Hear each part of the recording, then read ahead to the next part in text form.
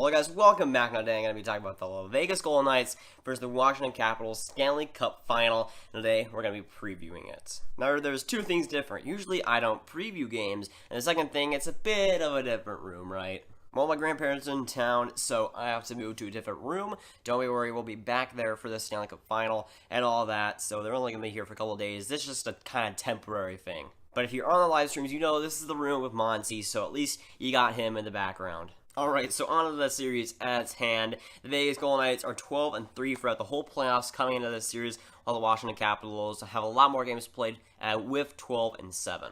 And no matter what happens, come on, it's going to be a fantastic final to watch. We all know that the expansion team, Vegas Golden Knights, versus the Washington Capitals that have been dying to get to this point for a long time, especially in Ovi's career. They haven't been here since 1998, so it's been a long time coming for them too. But Washington being the favorite to go and win the Stanley Cup for a long time now, as Vegas comes in year one and gets the Stanley Cup final. Again, craziness, but Washington finally gets it done. Now let's start out with the first 10 scores for Washington, all in order. We'll start with Kuznetsov, who was an amazing stretch with Washington, 24 points, and you have Ovechkin with 22 points.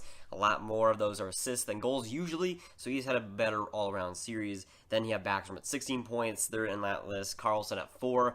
Then you have Oshie at 15 points, also supporting some nice depth offense. Then you got Eller, who has 13 points, who's had a great run with the Washington Capitals. He's done fantastic. Then at number 7, you have Wilson at 11 points. He's been pretty decent offensively. Then you got Orlov at 8 with 8 points. Then you got number 9, Niskanen with 8 points as well. And at number 10, you have Stevenson with 7. Now on the Vegas Golden Knights side of things, you have Marchessault leading the pack with 18 points. He's done fantastic in the playoffs, really leading the charge with the Vegas Golden Knights. Then at number 2, you got Riley Smith at 16 points. Then you got William Karlsson, the Wild Bill, at number 13, and he has 13 points. He's at number 3 with 13 points. Then you got Tuck at 9 points. Tucking in a lot. He's done fantastic too. James Neal at 9 points as well. Then you got Eric Halla at 7 points. You got Shea Theodore at 7 points as well.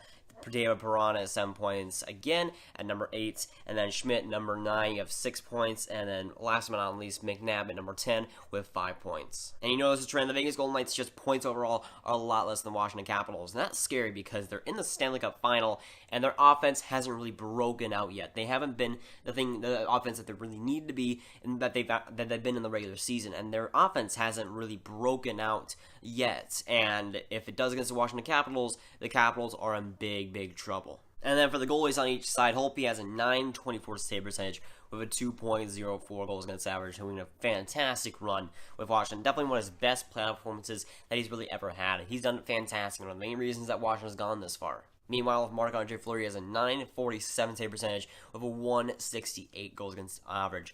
God numbers, and he's done fantastic for Vegas, and probably the biggest reason why Vegas hasn't even played that many games and just kind of steamrolled through the playoffs so far on the Stanley Cup Final. The biggest reason is, of course, Marc-Andre Fleury. But one thing for sure is going to be a goalies duel throughout. I don't think that the offense is going to be the priority. It's whether if Holtby goes a little bit more struggling or if Fleury doesn't have the greatest series, it's going to depend on those two goaltenders, and both teams are going to have to do fantastic jobs to not do that. I mean, both goaltenders have a lot of pressure on their shoulders, so it's going to be weird. It's going to be interesting to see which goaltender is better than the other, because we'll see what momentum shows, but one goalie having a bad game rather than the other could dictate how this series goes. It's really a goalie duel, and if one goalie doesn't have the best series, the other could take advantage of it. Another big thing to note is that Vegas has a home ice advantage, but Washington has been fantastic with that home ice advantage throughout the whole playoffs, and done a great job of winning on the road. So Washington, they're a great road team for Vegas. They're a great home team. It's going to be interesting to see how that battle continues.